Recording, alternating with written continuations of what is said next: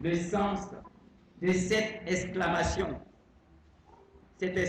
de joie, Hosanna. Mais nous allons comprendre plus particulièrement le sens de cette exclamation Hosanna prononcée par les personnes que Dieu a suscitées pour accueillir Jésus-Christ qui entrait triomphalement à Jérusalem, assis sur le dos d'un âne.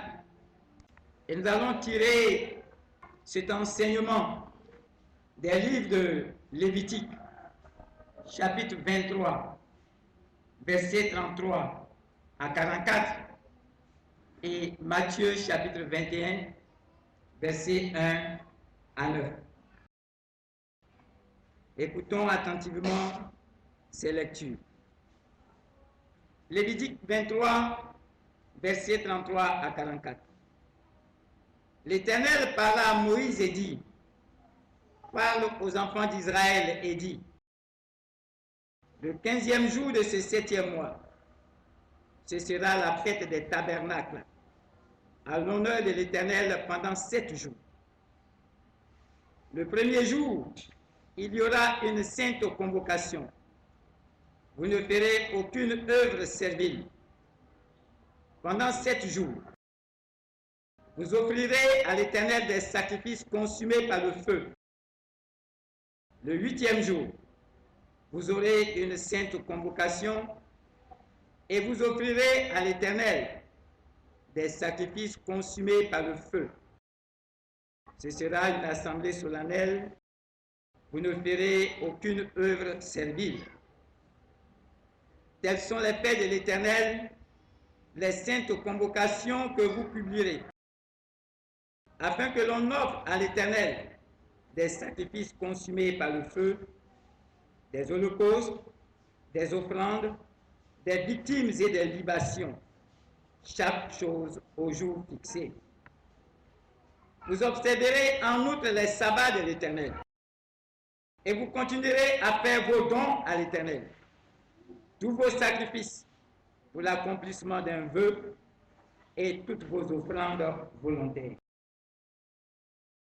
Le 15e jour du 7e mois, quand vous récolterez les produits du pays, vous célébrerez donc une fête à l'Éternel pendant 7 jours. Le premier jour sera un jour de repos et le 8e sera un jour de repos. Vous prendrez le premier jour du fruit des beaux arbres, des branches de palmier, des rameaux d'arbres touffus et des saules de rivière. Et vous vous réjouirez devant l'Éternel votre Dieu pendant 7 jours. Vous célébrerez chaque année cette fête à l'Éternel pendant 7 jours. C'est une loi perpétuelle pour vos descendants. Vous la célébrerez le 7e mois. Vous demeurerez pendant 7 jours sous des tentes. Tous les indigènes en Israël demeureront sous des tentes, afin que vos descendants sachent que j'ai fait habiter sous des tentes les enfants d'Israël après les avoir fait sortir du pays d'Égypte. Je suis l'Éternel, votre Dieu. C'est ainsi que Moïse dit aux enfants d'Israël quelles sont les fêtes de l'Éternel. Matthieu chapitre 21, versets 1 à 9. Lorsqu'ils approchaient de Jérusalem et qu'ils furent arrivés à Bethphagée, vers la montagne des Oliviers, Jésus envoya 2 disciples en leur disant, « Allez au village qui est devant vous. Vous trouverez aussitôt une ânesse attachée et un ânon avec elle. Détachez-les et amenez-les-moi. Si quelqu'un vous dit quelque chose, vous répondrez, le Seigneur en a besoin. Et à l'instant, il les laissera aller. » Or, ceci arriva afin que s'accomplisse ce qui avait été annoncé par le prophète. Dites à la ville de Sion, voici, ton roi vient à toi, plein de douceur et monter sur un âne, sur un ânon, le petit d'une ânesse. Les disciples allèrent et firent ce que Jésus leur avait ordonné. Ils amenèrent l'ânesse et l'ânon, mirent sur eux leurs vêtements et le firent asseoir dessus. La plupart des gens de la foule étendirent leurs vêtements sur le chemin. D'autres coupèrent des branches d'arbres et en jonchèrent la route. Ceux qui précédaient et ceux qui suivaient Jésus criaient « Hosanna au fils de David! Béni soit celui qui vient au nom du Seigneur! Hosanna dans les lieux très hauts! » Amen. Nous avons compris que en entrant à Jérusalem, ce sont les paroles du prophète qui s'accomplissaient. Qu'est-ce que Jésus-Christ accomplit-il donc lorsqu'il entre à Jérusalem? Et que pour cette fois, le peuple s'élève pour crier Hosanna. Alors qu'il a eu 3 ans de ministère. Pendant son ministère, il est allé plusieurs fois à Jérusalem. Jamais on ne l'a reçu de cette façon. Et la Bible dit que ce jour-là, Jésus était reçu comme roi. Et que c'est Dieu qui avait créé les circonstances, qui avait suscité les cœurs pour que lui, qui veille sur sa parole pour l'accomplir à un moment fixé, que c'est Dieu qui a conduit tous ces événements. Et qu'au moment où Jésus-Christ entre à Jérusalem, c'est la prophétie qui s'accomplit. Il est dit au verset 4 de Matthieu chapitre 21. Or, ceci arriva, afin que s'accomplisse ce qui avait été annoncé par le prophète. Voici ce qu'il a dit. Sois transporté d'allégresse, fille de Sion. Pousse des cris de joie, fille de Jérusalem. Voici ton roi vient à toi. Il est juste et victorieux. Il est humble et monté sur un âne, le petit d'une ânesse. Alléluia. Ces paroles sont tirées de Zacharie chapitre 9, versets 9 et 10. Et l'apôtre Jean, qui lui aussi raconte ces événements, va nous donner des détails. Dans Jean chapitre 12, versets 12 à 16, il dit, le lendemain, une foule nombreuse de gens venus à la fête, ayant entendu dire que Jésus se rendait à Jérusalem, prit des branches de palmiers. Et Jean continue. Ses disciples ne comprirent pas d'abord ces choses. Mais lorsque Jésus eut été glorifié, il se souvint qu'elles étaient écrites de lui et qu'il les avait accomplies à son égard. Donc c'est l'apôtre Jean qui nous dit dans Jean chapitre 12, verset 16, que les disciples ne comprirent pas d'abord ces choses. Mais lorsque Jésus-Christ est ressuscité d'entre les morts, et que le Saint-Esprit est venu, le Saint-Esprit a ouvert leur intelligence pour qu'ils comprennent que ce qui s'est passé là, sans qu'eux-mêmes ils se soient rendus compte, mais ils étaient en train d'accomplir une prophétie. Ils étaient entre les mains de Dieu des instruments pour accomplir, réaliser quelque chose. Un événement qui avait un sens. Et donc, nous, enfants de Dieu, devant ces choses, Jean nous rappelle que nous devons demander l'Esprit de Dieu pour comprendre. Et que nous ne devons pas juger les choses de Dieu comme ça. C'est donc par le Saint-Esprit que les disciples ont compris ces choses. C'est pourquoi les apôtres eux-mêmes nous rassurent par ces paroles. Voici ce que les apôtres eux-mêmes disent. Dans Actes chapitre 5, verset 32. Ils disent, si nous l'affirmons, c'est parce que nous sommes témoins de ces événements, nous et le Saint-Esprit que Dieu donne à ceux qui lui obéissent. Donc tout ce que les apôtres ont écrit, ils ont été témoins. Et le Saint-Esprit a été témoin. Et donc c'est le Saint-Esprit, à un moment, lorsqu'ils ont oublié, le Saint-Esprit vient leur rappeler, parce que le Saint-Esprit a été témoin comme eux. Et comme le Saint-Esprit connaît la pensée de Dieu, ceux qui ne comprennent pas, le Saint-Esprit vient leur expliquer. Amen. Et donc nous devons voir cet événement, non pas avec le regard des êtres humains que nous sommes, mais avec le regard de Dieu. Il nous appartient donc à notre tour de comprendre le sens spirituel ou bien la portée prophétique de ce grand événement, l'entrée de Jésus-Christ à Jérusalem comme roi. De quoi il s'agit en fait? Lorsque Jésus-Christ entre triomphalement à Jérusalem, la prophétie s'accomplit et l'accomplissement de cette prophétie-là, c'est que Dieu va dévoiler l'identité du roi. Donc, c'est d'abord l'identification du roi.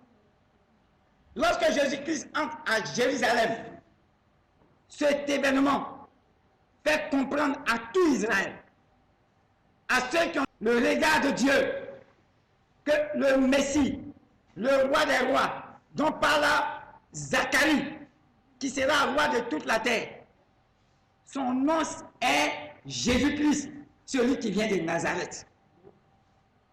Israël devait connaître qui est son roi, qui est le Messie, pour que, à son tour, Israël puisse annoncer les œuvres de ce Messie-là à toute l'humanité. C'était la mission d'Israël. Donc Israël a connu le Messie. Dieu a donné le signe pour dire ton roi s'appelle Jésus-Christ de Nazareth.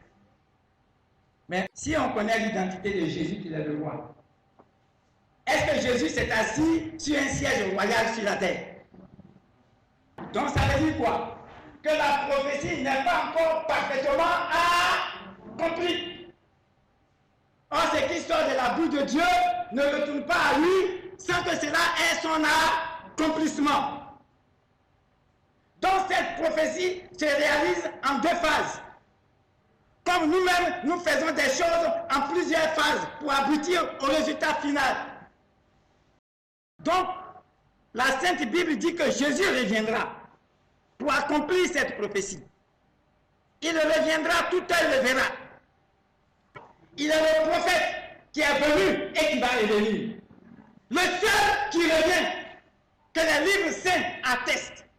Les livres révélés attestent que Jésus est le prophète qui est venu, qui est allé et qui revient. C'est cette vérité-là qui est cachée dans la fête des rameaux, qu'on appelle aussi la fête des tentes, qu'on appelle aussi la fête des tabernacles, qu'on appelle la fête des huttes, qu'on appelle la fête des cabanes, que certaines églises fêtent et que d'autres églises ne fêtent pas. Donc si on arrive à démontrer que la fête des rameaux, que ça a un lien avec la fête des tabernacles, on aura le cœur en paix pour dire « Ah, donc si on est en train de fêter un rameau, ce n'est pas une fête païenne. » Maintenant, une fois que c'est clair que ce n'est pas une fête païenne, que c'est une fête biblique, alors nous allons maintenant chercher facilement à comprendre le sens et ça va nous aider. Donc, les versets 42 et 43 de Lévitique 23, version Louis II. Vous demeurerez pendant 7 jours sous des tentes. Tous les indigènes d'Israël demeureront sous des tentes, afin que vos descendants sachent que j'ai fait habiter sous des tentes les enfants d'Israël, après les avoir fait sortir du pays d'Égypte. Je suis l'Éternel, votre Dieu. Donc Dieu dit, vous allez fêter pendant une semaine. Donc la fête se fait pendant une semaine. Et vous devez habiter sous des tentes. C'est pourquoi d'autres aussi appellent la fête des tentes. Version le semeur. Vous habiterez pendant 7 jours dans des cabanes. J'ai fait habiter sous des tentes les enfants d'Israël lorsque je les ai fait sortir d'Égypte. Je suis l'Éternel, votre Dieu. Dans cette version, il est écrit, pendant 7 jours, vous habiterez dans des cabanes. Et puis après, il est dit, j'ai fait habiter sous des tentes les enfants d'Israël. Comme je vous ai fait habiter sous des tentes, vous devez vous rappeler pour fêter la fête des cabanes. Donc, cabane et tente, c'est la même chose. Nous continuons parole de vie. Pendant 7 jours, vous les Israélites, vous habiterez dans des huttes. Parce que j'ai fait habiter vos ancêtres dans des huttes quand je les ai fait sortir du pays d'Égypte. La version de Darby. Vous habiterez 7 jours dans les tabernacles. Tous ces noms, faites des tabernacles, faites des huttes, faites des tentes, faites des cabanes, c'est la même fête. Le verset 40 de Lévitique 23. Il a dit, vous prendrez le premier jour du fruit de vos arbres, des branches de palmier, des rameaux d'arbres touffus et des sols de rivière, et vous vous réjouirez devant l'Éternel, votre Dieu, pendant 7 jours. Donc le Seigneur dit, vous allez fêter cette fête pendant 7 jours, mais à l'ouverture de cette fête, quand cette fête va démarrer, vous allez prendre des branches de palmier, des rameaux de feuilles d'arbres touffus, et vous allez vous réjouir, ce sera l'ouverture. Et c'est l'apôtre Jean, quand on a lu Jean chapitre 12, il a rendu son témoignage dans le Nouveau Testament. Il dit que les gens ont pris des rameaux de... Ils ont pris des rameaux de... Donc si tu prends palmier pour venir à l'église, rameau de palmier n'est pas aller faire sorcellerie. Ce n'est pas démoniaque. Jésus a été reçu avec des plants de palmier. Le Seigneur dit, vous devez fêter cette fête pour vous rappeler que c'est moi qui vous ai libéré de la captivité, du joug de Pharaon, du joug de l'Égypte. Et je vous ai fait traverser le désert pour vous amener à la terre promise pendant 40 ans. C'est sous des tentes que vous avez habité. Et pendant que vous étiez sous des tentes, les ennemis ne sont pas venus vous détruire. La tempête n'est pas venue prendre les tentes pour partir. Parce que moi, l'Éternel, j'étais au milieu de vous. J'étais la nuée et j'étais la colonne de feu. Donc pendant qu'Israël était dans le désert, après que Dieu il libérait Israël du joug de Pharaon, dans sa marche dans le désert, l'Éternel était au milieu d'Israël et l'Éternel combattait pour Israël. La gloire de Dieu était au milieu d'Israël et Dieu dit à Israël, souviens-toi de ces jours glorieux. Rappelle à ta mémoire ce temps afin que tu ne désespères pas. Parce que ma promesse s'accomplira certainement, quel que soit le temps. Attends la prophétie, elle s'accomplira. Au moment où les enfants d'Israël fêtent la fête des tabernacles, ils récitent le psaume 118, verset 25. Ô Éternel, accorde le salut. Ô Éternel, donne la prospérité. Le premier jour, il prie avec ce psaume. Le deuxième jour, il prie avec ce psaume. Et au 7e jour, il prie avec ce psaume en récitant ce psaume-là 7 fois. Donc, premier jour de la fête à l'ouverture, il récite ce psaume une fois. Deuxième jour, une fois. Jusqu'à 6 jours, une fois. Mais le 7e jour, ils vont réciter ce psaume-là 7 fois. Et ils vont dire, ô Éternel, accorde le salut. Ô Éternel, donne la prospérité 7 fois. Voici les paroles qui accompagnent leur prière et leur réjouissance. Psaume 118, verset 25. Dans la version de 8 secondes, ô Éternel, accorde le salut. Ô Éternel, donne la prospérité. Béni soit celui qui vient au nom de l'Éternel. Nous te bénissons de la maison de l'Éternel. Parole de vie. Ô Éternel, sauve-nous. Ô Seigneur, donne-nous la victoire. La version, le semeur. De grâce, ô Éternel, accorde le salut. De grâce, ô Éternel, accorde le bonheur. Version, Alliance biblique universelle. Ah, Seigneur, viens à notre aide. Ah, Seigneur, donne-nous la victoire. Donc, Hosanna, c'est un mot grec Voici son sens, tout ce que vous venez d'entendre. Et ça vient d'un mot juif hébreu. On dit Oshihana, qui veut dire sauve maintenant, ou bien sauve, nous t'en prions, sauve. C'est ce que ça veut dire. Au moment où Jésus-Christ entre à Jérusalem, avant que c'était les disciples seuls à qui Jésus avait donné l'ordre, donc Jésus devait entrer tranquillement assis sur son âne avec ses disciples. Mais Dieu crée un événement. Pourquoi? Parce que depuis toujours les enfants d'Israël, ils vivent dans la honte. La gloire de Dieu est partie. Ils sont sous la domination de la nation romaine, la puissance mondiale de l'époque. Et on leur impose des choses qu'ils ne peuvent pas accepter. On leur demande d'adorer la statue de César. On va placer la statue de César dans le temple, là où on doit adorer Dieu. Alors que Dieu a dit à Israël, tu ne te feras pas d'image taillée. Parce que pendant que je vous parlais au mot aux lèvres, vous n'avez pas vu un visage. Donc je ne veux pas avoir de visage de qui que ce soit devant ma face. Et les enfants d'Israël, beaucoup sont morts. Ils se sont révoltés avec les armes. Ils ont pensé que c'est avec ces armes qu'ils pouvaient instaurer la justice de Dieu. Donc c'était difficile. Ils vivaient dans la honte. Donc quand ils disent Hosanna, ô fils de David, ils disent ô fils de David, sauve-nous. Donc en ce moment précis, alors qu'ils sont pleinement dans les préparatifs des Pâques, Dieu amène leur esprit à la fête des tabernacles. C'est l'esprit de Dieu qui les amène. Le temps appartient à Dieu. Ce n'est pas un calendrier qui est figé.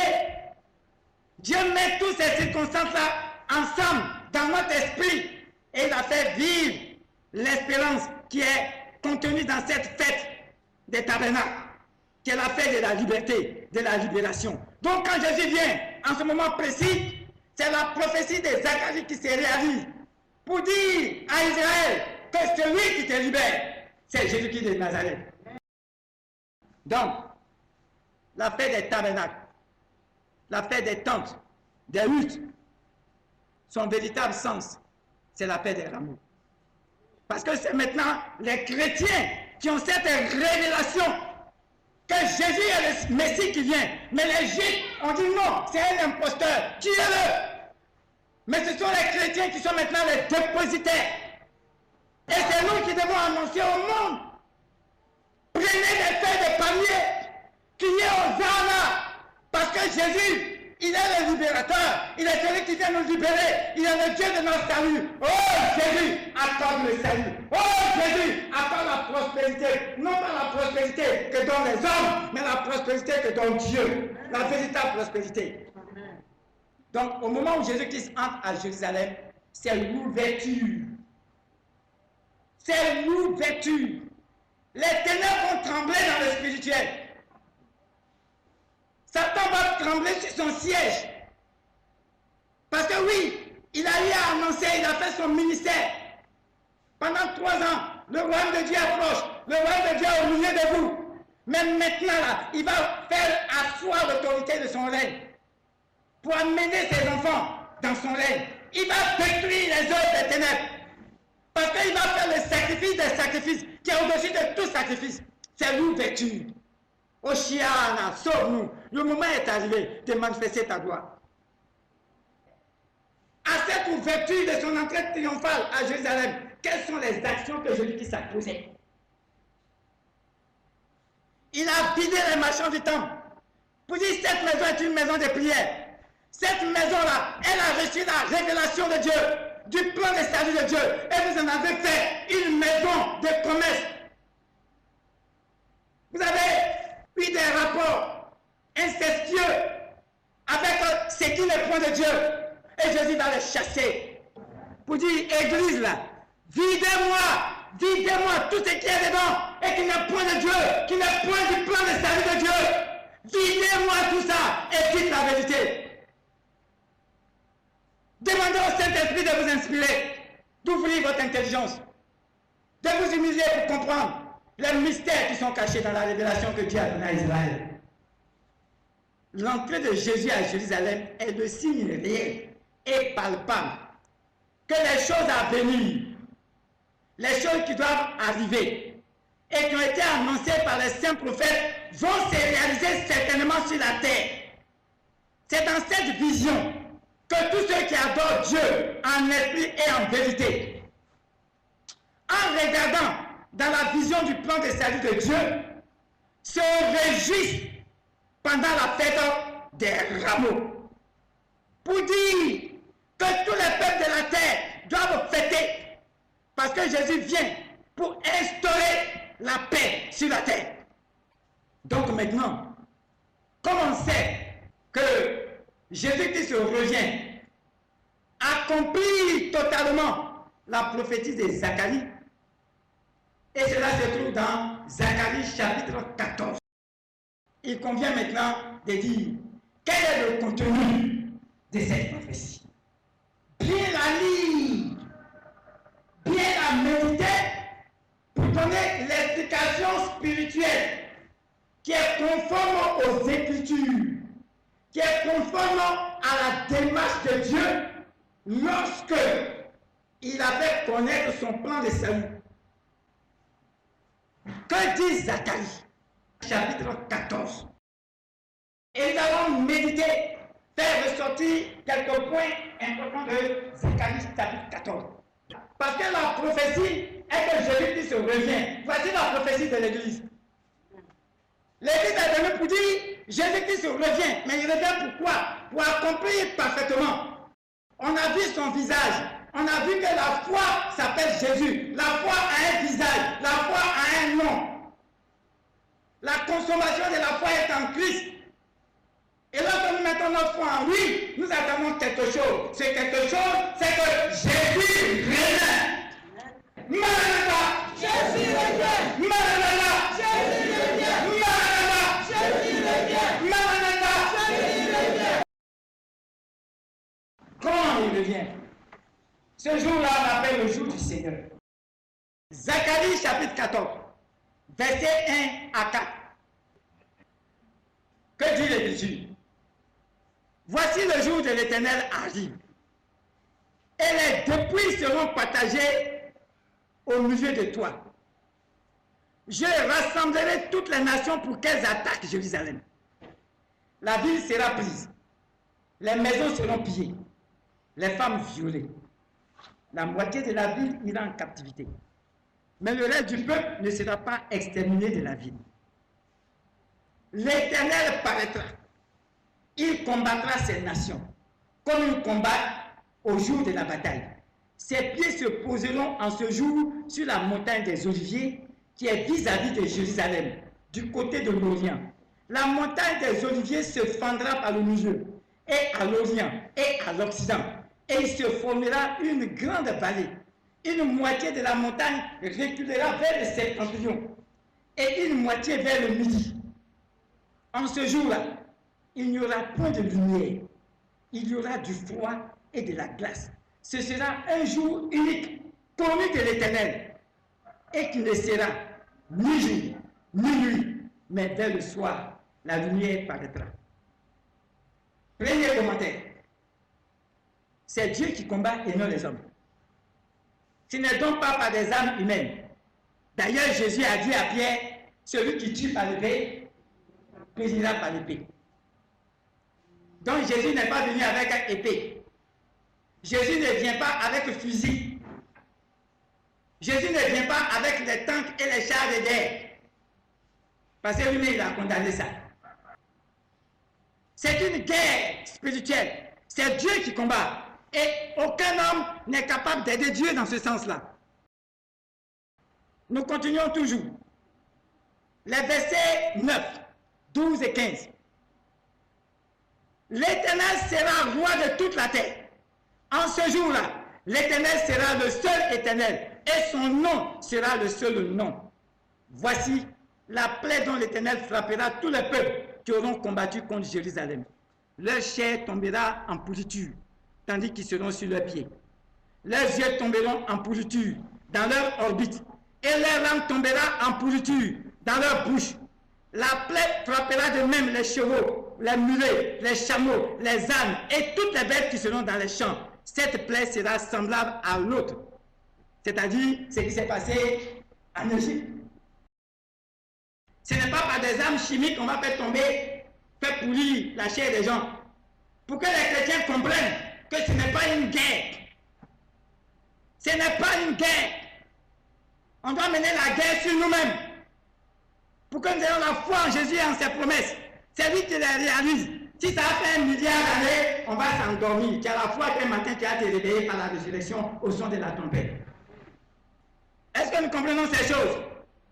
Pour qu'on cesse d'avoir des visions de l'Église qui n'ont rien à voir avec la foi en Jésus. Et nous continuons, nous allons comprendre. Lorsqu'on lit Apocalypse chapitre 8, versets 3 à 5, qu'est-ce qu'il est écrit? Un autre ange vint, il se tint sur l'autel, ayant un encensoir d'or. On lui donna beaucoup de parfums, afin qu'il les offrit avec les prières de tous les saints, sur l'autel d'or qui est devant le trône. La fumée des parfums monta, avec les prières des saints, de la main de l'ange qui se tenait devant Dieu. L'ange prit l'encensoir, le remplit du feu de l'autel et le jeta sur la terre. Il y eut des voix, des tonnerres, des éclairs et un tremblement de terre. Il ne s'agit pas d'une guerre en faveur de l'Israël géographique. Pour que les églises se lèvent pour dire nous, on soutient Israël dans son combat politique. Mais il y a longtemps, Jésus est parti. Lui, il revient pour régner, mais pas avec la politique des hommes, mais avec la gloire de Dieu. Donc arrêtons. Il faut qu'on connaisse notre rôle, qu'on connaisse notre mission à travers les prophéties. Donc il ne s'agit pas d'une guerre religieuse menée par des communautés religieuses ou bien des communautés chrétiennes. Donc une communauté religieuse qui prend les armes au nom de Dieu est diabolique. N'a rien à voir avec le Dieu qui est amour, et qui est miséricorde, et qui est compassion. Et qui est venu mourir pour nous, selon la révélation qui est dans la Bible. Il faut qu'on grandisse.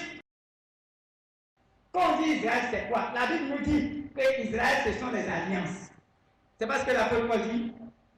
Il dit ce sont les Juifs, les Israélites qui ont reçu les ancêtres, c'est-à-dire à commencer par Abraham. Ils ont reçu la loi. Ils ont reçu les prophètes. Ils ont reçu le culte. Ils ont reçu l'adoption. Ça, c'est Dieu qui a décidé comme ça. C'est sur cette base que nous, aujourd'hui, nous avons connu Jésus qui donne le salut. Et Jésus, quand lui-même va mener son combat, tous ceux qui vont rester, qui vont vivre sur la terre, pendant le règne de Jésus, qu'est-ce qui va se passer? C'est ce qu'on est en train de lire. Ça, c'est la prophétie de Zacharie. La réalisation de la fête des tabernacles. La réalisation de la fête des rameaux que tous les chrétiens en principe doivent fêter. Voici ce que dit la parole de Dieu. Toujours, Zacharie, versets 16, 17, 18 et 19. Tous ceux qui resteront de toutes les nations, venus contre Jérusalem, monteront chaque année pour se prosterner devant le roi, l'Éternel des armées, et pour célébrer la fête des tabernacles, pour célébrer la fête des rameaux. Et il continue. S'il y a des familles de la terre qui ne montent pas à Jérusalem pour se prosterner devant le roi, l'Éternel des armées, la pluie ne tombera pas sur elles. Si la famille d'Égypte ne monte pas, si elle ne vient pas, la pluie ne tombera pas sur elle. Elle sera frappée de la plaie dont l'Éternel frappera les nations qui ne monteront pas pour célébrer la fête des tabernacles. Donc la fête des tabernacles ou la fête des rameaux, c'est une fête de Dieu de l'Éternel. C'est la fête de victoire de Jésus. Et la fête de l'affranchissement, de la libération de l'humanité tout entière. Ce n'est pas une liberté intellectuelle. Ce n'est pas une liberté psychologique. Ce n'est pas une liberté politique. Ce n'est pas une liberté scientifique. Nous pouvons voir ce que Dieu a montré à l'apôtre Jean dans sa vision de ce qui est arrivé là. Apocalypse chapitre 7, verset 9 à 17. Il dit, pour confirmer ces choses, l'Ancien Testament en a parlé, le Nouveau Testament vient confirmer. Après cela, je regardais et voici. il y avait une grande foule que personne ne pouvait compter, de toute nation, de toute tribu, de tout peuple, de toute langue. Ils se tenaient devant le trône de l'agneau, revêtus de robes blanches et des palmes dans leurs mains. Et ils criaient d'une voix forte en disant, « Le salut est à notre Dieu qui est assis sur le trône et à l'agneau. » Ô Éternel, accorde le salut. Et ici, il a dit, « Le salut est à notre Dieu qui est assis sur le trône et à l'agneau. » Est-ce que ce n'est pas la même chose? Et après, ils m'ont dit, oui, le salut est à Dieu. La louange, la gloire, la sagesse, l'action des grâces, l'honneur, la puissance, la force, soit à notre Dieu au ciel des siècles. Et l'un des dieux a pris la parole et me dit, ceux qui sont revêtus de robes blanches, qui sont-ils et d'où viennent-ils? Mon Seigneur, je ne sais pas. Il dit, ce sont ceux qui viennent de la grande tribulation, de la grande guerre que l'Éternel a livrée. Et le Seigneur dit, c'est pour ceux-là qui sont devant le trône de Dieu et le servent jour et nuit dans son temps. Celui qui est assis sur le trône dressera sa tente sur eux. Ils n'auront plus faim, ils n'auront plus soif. Le soleil ne les frappera point, ni aucune chaleur. C'est quoi en fait avec les rameaux et qu'on conduit et qu'on fait la procession. Parce qu'il aura la fête et toute la terre. La fête est venue, roi de roi, roi de la terre, le roi de l'univers.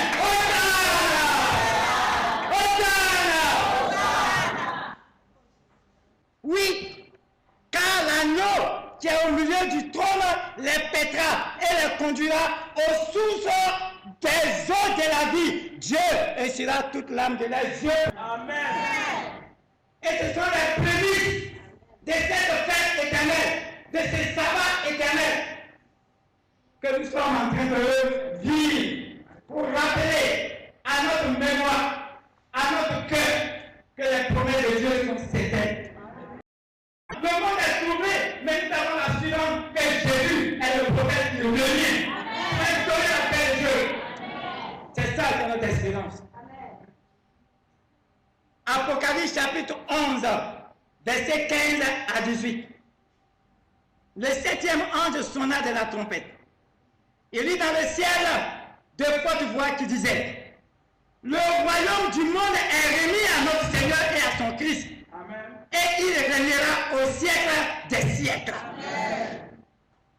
Et les 24 vieillards qui étaient assis devant Dieu sur le trône se prosternaient sur les faces. Ils adoraient Dieu en disant, nous te rendons grâce.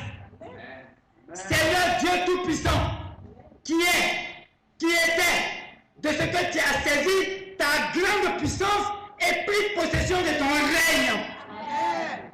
Voici la prière de ceux qui sont dans la misère de Dieu. Amen. Nous te rendons grâce. Nous te rendons grâce. Seigneur Dieu Tout-Puissant. Seigneur Dieu Tout-Puissant. Qui est et qui était. De ce que tu as saisi. Ta grande puissance. Et pris possession de ton règne. Oui, les nations se sont irritées et ta colère est venue. Et le temps est venu de juger les morts, de récompenser tes serviteurs, les prophètes, les saints et ceux qui craignent ton nom, les petits et les grands, et de détruire ceux qui détruisent la terre. Amen. Dieu dit, les hommes là détruisent la terre. On n'a rien fait de bon pour conserver la terre que Dieu nous a donnée. Nous détruisons la terre à cause de la haine. Nous détruisons la terre à cause de nos besoins qui n'ont rien à voir avec le bonheur de nos prochains. On détruit l'humanité. C'est à cause de ça, depuis longtemps, Dieu a dit, il va détruire les hommes. Parce que ce ne sont pas les hommes qui ont créé la terre. C'est Dieu qui a créé la terre. C'est sa terre.